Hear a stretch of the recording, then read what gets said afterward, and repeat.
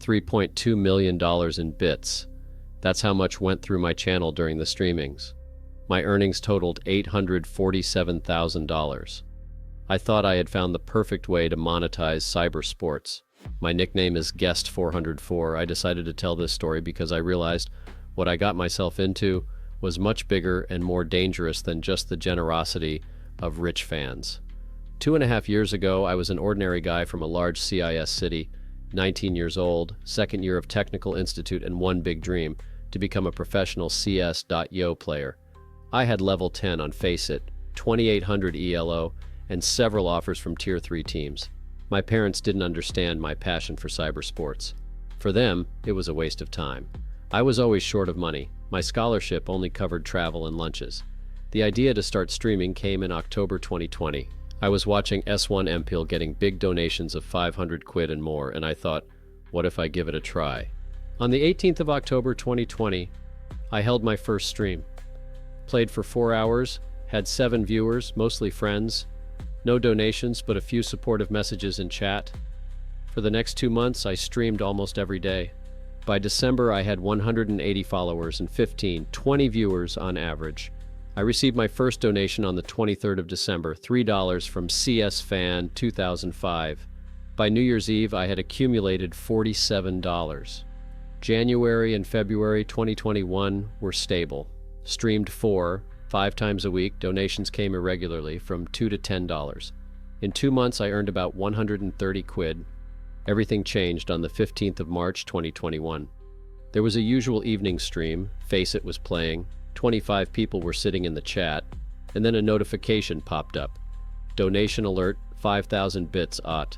Anonymous fan 47. Message, great game, keep it up. 5,000 bits is $50. Biggest donation in my career. But the weird thing was that this was the first time I saw this nickname. Anonymous fan 47 was not a follower. He didn't write in chat. The next day, another donation from Anonymous fan 47. 6,500 bits, 65 quid. 1 day later, another 1,000 bits, $100. By the end of March, there were 4 such accounts. Lover 2021, Support CS, Random. The scheme is the same. Large donations in bits, no communication, only standard support phrases. For March, I received $540. On the 3rd of April, everything became clear. Private message from Anonymous, fan 47. Hi! We've been following your streams for a month now. We would like to propose cooperation. Can we chat in Telegram? They sent a link to the CS_business_2021 channel. Welcome, ready for a mutually beneficial cooperation. What exactly do you propose? I wrote. It's simple. We support your channel by donating to bits, large sums of money.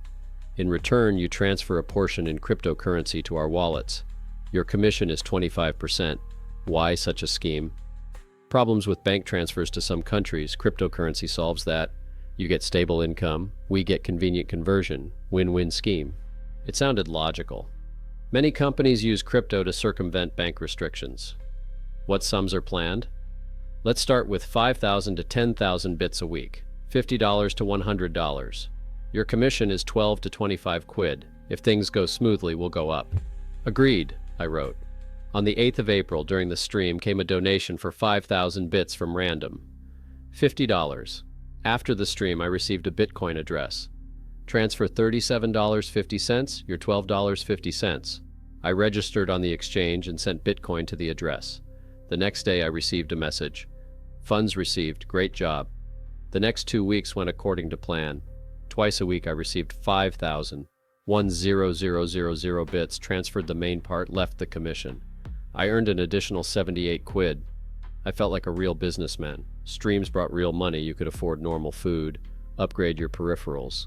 But on the 25th of April, I got a message that changed the whole game. We're moving to a new level. Starting tomorrow, the sums will be many times bigger. You ready for some serious money? But first, we need to discuss new working conditions. On April 26th at 7:30 in the evening, half an hour before the stream, I received a notification of a donation for 2,500 bits. I was sitting in Discord with my team, discussing tactics for the upcoming tournament. My phone vibrated. Open Twitch, 25,000 bits from mega_pro, 250 quid, more than I was making in a month. Immediately after the stream, I wrote on Telegram, "Got it.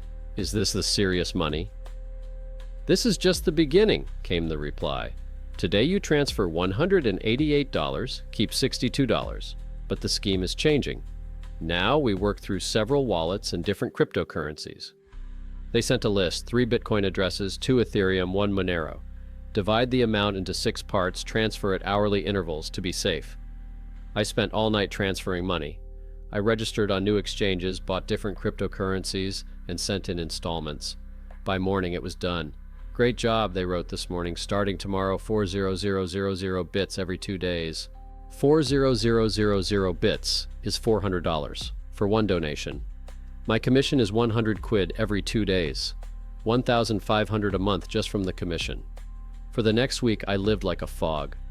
Every 2 days, huge donations came in, from 40 to 60,000 bits at a time. I transferred crypto, got my share, bought things I'd only dreamed of before. New keyboard, mouse, 240 Hz monitor. I told my parents that I won a tournament or got a sponsorship contract. Finally, your games are getting some use, Dad said when I showed off the new equipment. But by the middle of May, something changed. Donations started coming not only during streams, but also when I was offline. 3-4 times a day from different accounts, amounts from 20 to 80,000 bits. "Why so often?" I asked on Telegram. "Expanding operations. Your channel has performed well. You are now one of the key partners." Key partners. It sounded important, but I started to worry about some of the details. Firstly, all donator accounts were created recently. No subscriptions, no history, no communication with other streamers. Secondly, the amounts were too round. Exactly 25, 40, 60,000 bits. Nobody donates in even numbers. Usually it's 23, 47, or 5,683 random amounts. Thirdly, all messages to donations were standard. "Great game. Keep going. For yesterday's stream." Not a single personalized comment. On the 25th of May, I shared my doubts on Telegram. "Donator accounts look suspicious. All new, no history." Responded quickly. "These are technical accounts. We work with international clients who can't use normal bank transfers, political restrictions, sanctions, currency regulation issues. And they're buying bits to circumvent the restrictions?" "Exactly. Twitch accepts payments from pretty much everywhere. And through you, we convert to cryptocurrency and send it to the right jurisdictions. A completely legal international payment scheme."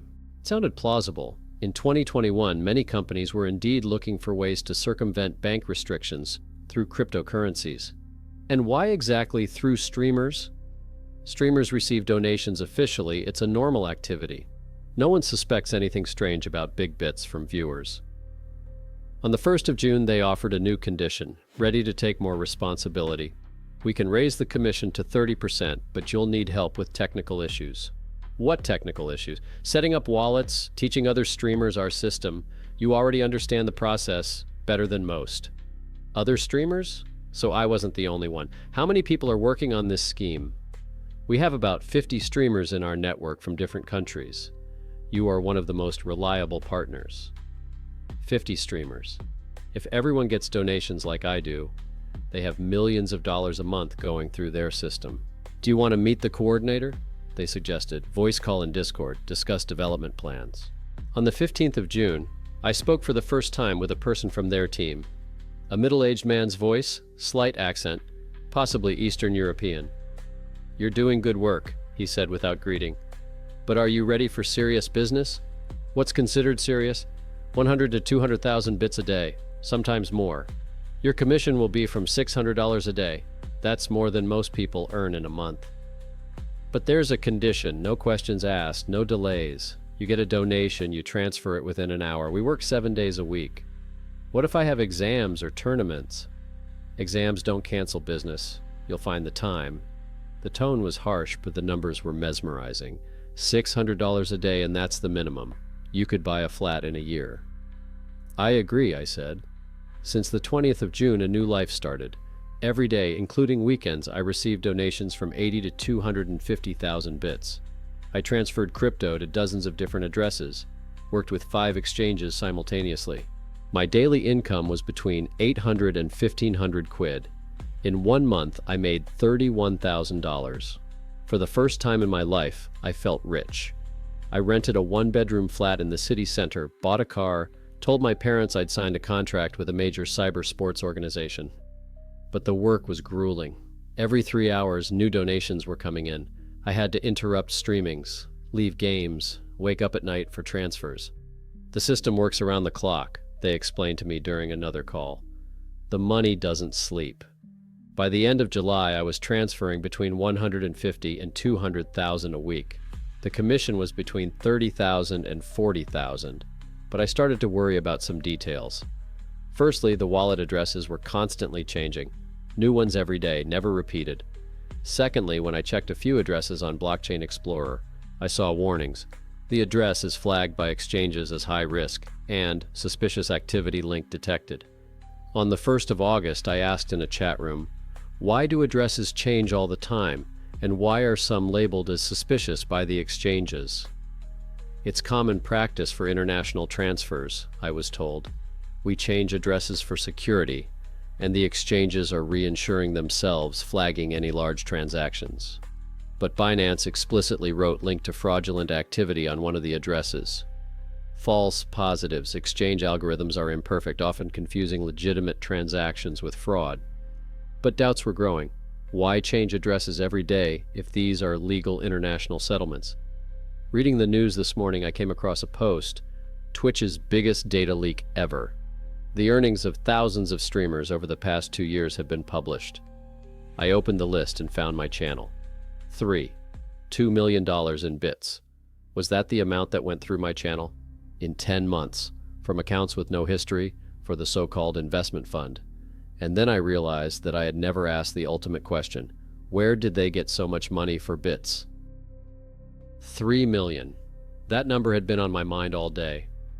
I sat in front of my computer looking at the Twitch leak data and trying to understand the scale. More money had passed through my little channel in 10 months than most people see in a lifetime. My earnings totaled 847,000, but it was only a commission of 25 to 30%. But the main question kept coming up. Where did they get so much money? Twitch bits are bought with real money from bank cards. $3.2 million is not the pocket money of a rich businessman. It's a serious amount of money that you have to get somewhere. I started looking for information on fraud schemes through Twitch. The very first article made me go cold. How scammers use stolen credit cards to buy bits on Twitch. I read the material twice. The scheme was simple and logical. Scammers get stolen credit card data. They buy bits with them in large quantities. Donate bits to streamers who return some of the money in cryptocurrency. Cryptocurrency is untraceable and impossible to recover. The streamer becomes a participant in laundering money from stolen cards. I opened the following article. Turkish pro gamers admit to participating in a money laundering scheme via Twitch. The description was exactly the same as my situation. Scammers used stolen credit card details to buy bits, then donated them to streamers. Streamers returned 80% of the amount in Bitcoin and other cryptocurrencies. My heart was racing. I realized that I had spent the last 10 months helping to turn money from stolen credit cards into pure cryptocurrency. 3.2 million stolen dollars. Hundreds, maybe thousands of people who discovered unknown charges on their cards. Families who lost their savings. Pensioners who have had their pensions stolen. And I got 25% on every transaction. I imagined all the people whose cards might have been stolen. Maybe there was a single mother saving for her child's medical treatment, or a grandfather who was saving to buy presents for his grandchildren, or a student like me who worked nights to pay for his studies. They were all robbed, and I helped the thieves cover their tracks. Nausea rose to my throat. I got up from the computer and went to the bathroom. I looked at myself in the mirror and didn't recognize myself. When did I become a thief? In the evening, a message arrived in Telegram. Tomorrow we work as usual. Prepare your wallets. As usual. That meant thousands more in stolen money. Another commission to help launder the stolen goods. I stared at that message for a long time. The usual, but now I knew what was behind those words. Someone's stolen savings that would turn into my cryptocurrency. I can't make it tomorrow. I'm sick, I wrote. Businesses don't get sick. Find a replacement or work through a fever. Seriously ill for a few days? The reply came an hour later. I see, get well soon. The surgeries are piling up. For the next 3 days, I didn't respond to messages. I thought about what to do next. On the one hand, money, which completely changed my life. A flat, a car, equipment, independence from my parents. The opportunity to concentrate on cybersport without thinking about earning money. On the other side is the realization that every dollar in my pocket has been stolen from innocent people. I imagined some grandmother checking her card balance and seeing that her pension had disappeared. How a family had planned a holiday, and instead is dealing with the bank trying to recover what was stolen, and I've made a decision. Withdrawing from the project, I wrote on Telegram. The answer came quickly, temporarily or permanently, forever. Think again. You've got a good income, a well-established scheme. Why ruin it? I don't want to participate anymore. They spent the next 2 days trying to change my mind. They promised me special projects with even bigger profits. You can make $100,000 a month, they wrote. Why turn down such an opportunity? But I've already made up my mind. On the 26th of August, I wrote a final message. Thanks for your cooperation, but I'm definitively out. Good luck. The answer was short. Your choice. Delete all correspondence and forget our contacts. And remember, you were part of the scheme too. The last phrase sounded like a threat, but I knew they were right. Technically, I was also breaking the law by helping to launder stolen money. I deleted all chats in Telegram, cleared my browser history, reformatted my computer. I closed any unnecessary wallets on exchanges. But the money I made remains. $847,000 in cryptocurrency. Money received for helping me launder stolen funds. For weeks I couldn't touch it. Every time I saw the balance, I thought of the victims, the people from whom the money had been stolen. In the end, I made a decision that I was able to move on with. Spent a third of the money on charity. I found funds to help victims of cybercrime and anonymously transferred $280,000 to them. This did not return the money to the specific victims, but at least it helped other people in similar situations. I gave another third to my parents. I said I had a big sponsorship contract and I wanted to help my family. My father was able to pay off the loan on the flat. I spent the remaining third on education and development. I went to a private university for a cyber sports program, bought high-quality equipment, and began to seriously train with coaches. But most importantly, I never accepted easy money again. It's been more than 2 years since I left the circuit. During this time, I've really become a professional player. I signed a contract with a Tier 2 team. I participate in international tournaments. I earn honestly, although much less than before. But I sleep well knowing that my money has not been stolen from other people. Sometimes I see news reports about arrests of participants in money laundering schemes via Twitch. Every time I think, what if some of them are people I worked with? No one's been looking for me yet. Perhaps I was too small a fish in their ocean of stolen money. Or maybe my cooperation with the police wasn't needed. The scheme was uncovered by other means. I recently saw an interview with one of the victims of such a scheme. A woman in her 50s told me how $15,000 had been stolen from her card. Everything she had saved for her husband's treatment. The worst part was realizing that this money helped someone else live a better life, she said. While we were selling our car to pay for the hospital, someone was buying a new life with our savings. I turned off the video and sat in silence for a long time. This woman could have been one of those whose money had passed through my channel. 3.2 million. Numbers that changed my life, but behind every dollar was someone else's pain, someone else's stolen dreams. As I tell this story now, I am ashamed of those months when I turned a blind eye to the obvious, when greed was stronger than conscience. I'm not trying to justify my actions. At 19, I was old enough to realize that when money is offered too easily, it means that someone somewhere is paying a real price for it. $847,000. That's how much I made off of other people's grief, and I'll never forget that figure. This story was posted by user guest 404 in the Dark Stories forum on the 15th of December 2023. Several people wrote that they recognized in the description the schemes their fellow students had fallen into.